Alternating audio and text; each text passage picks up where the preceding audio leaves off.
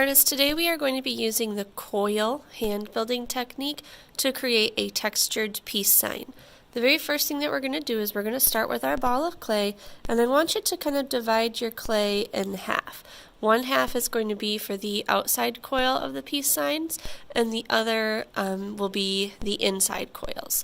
So to roll a coil, the very first thing that I like to do is I like to take my ball of clay and I kind of like to pinch it into the palm of my hand, and this kind of turns it into more of a cylinder shape instead of a circle, and this is going to help us when we roll our coil.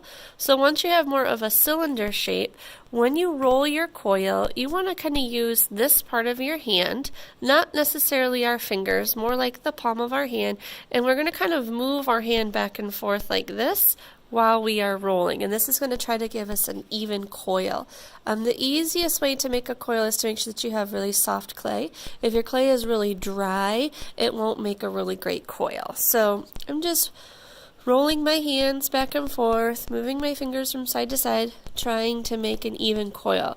If your coil is flat on one side, you're going to hear a pitter-patter, and that means that your coil is not round, it's flat on one side, so you need to even out your pressure.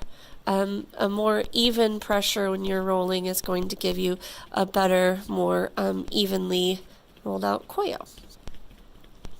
So I can hear a little pitter-patter, so that means I have a flat side. So I'm going to try to round that out a little bit. And I'm going to try to roll evenly. Like right now, this part of my coil is thinner than this part, so I need to move down here a little bit. And I hear that pitter-patter, which means I have a flat spot. So I'm going to try to work on that. If your clay starts drying out a little bit, you can dip your fingers into just a little bit of water, but you don't want a soaking wet piece of clay for this. So you don't want to add too much water at a time. And this coil is what we're going to be using to create the base of our peace sign. So you want to kind of test out to see about how big that's going to be.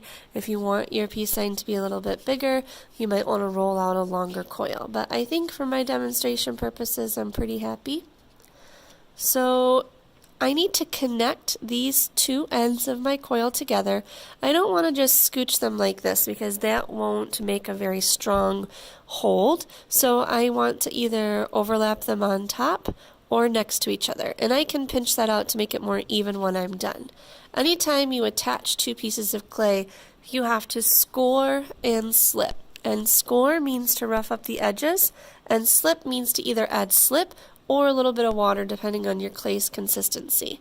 And you can use any type of tools that you can get your hands on.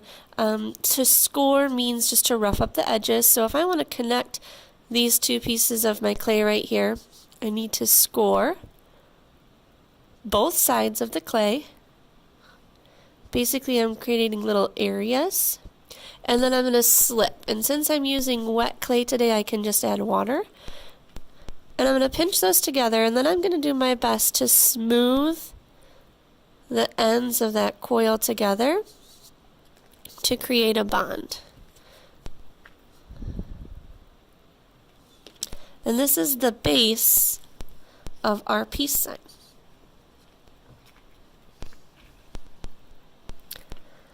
Now this is going to be a textured peace sign, so it doesn't have to be very smooth.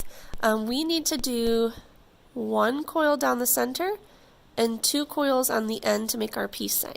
So I'm going to pause and roll out those coils with this piece of clay. Now I need to do some measuring to make sure that I have the right length of coil.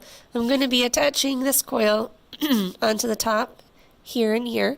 So I can take any of the tools. Usually this wooden stylus cuts very easily. And if you remember, in order to attach those two pieces of clay, I need to score.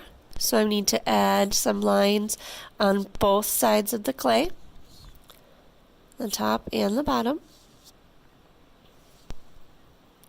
And then slip. And in our case, we can just add water because we have nice, really wet and plasticky clay.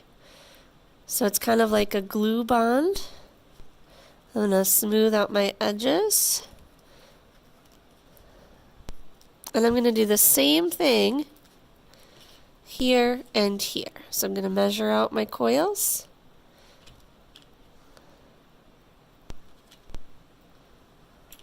And I'm going to score and slip to attach. Once I have my coils attached, what I'm going to do is I'm going to actually flatten this peace sign a little bit, and I'm just going to kind of push on the edges. If I have any areas where my coils haven't completely attached, by pushing down here and flattening, it's going to help secure them. And this is just going to give me a little bit more area to work with when we add texture. So if you have any uneven areas of your peace sign, this is a good way to even them out. The clay is still soft and plasticky, so it moves quite easily. You want to be careful that you're not using too much water because you don't want your clay to really, get stuck to the mat. If it starts sticking to the mat, you can kind of peel up the edges a little bit, or once it starts drying, the moisture will kind of take itself out of the clay and you won't have to worry about it sticking too much. But once your peace sign is kind of flat and you've got the basic shape the way that you want it, we're going to actually add texture to this.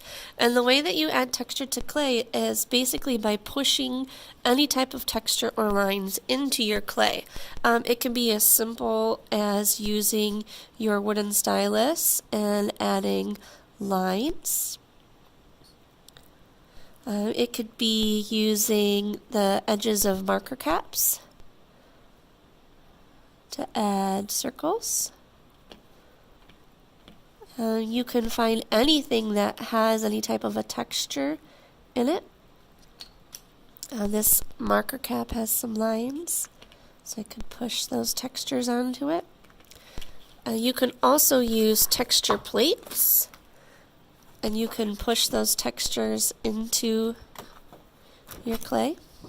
So what I want you to do is I want you to add texture to your coils, and you can do that by drawing into it or pushing into it, but we are only going to be adding texture to the top of our clay, so you don't have to flip it over and put it on the back.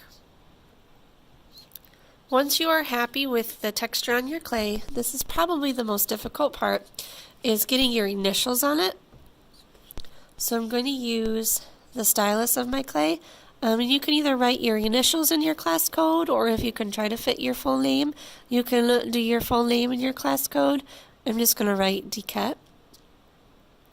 And when you are carving into this, you don't want to carve all the way down into the bottom of the clay because you don't want to create any holes in your coils. When you are all done, these just need to stay flat when they are drying, and then they'll be going into the kiln. When they come out of the kiln, we'll talk about how to finish them off with color.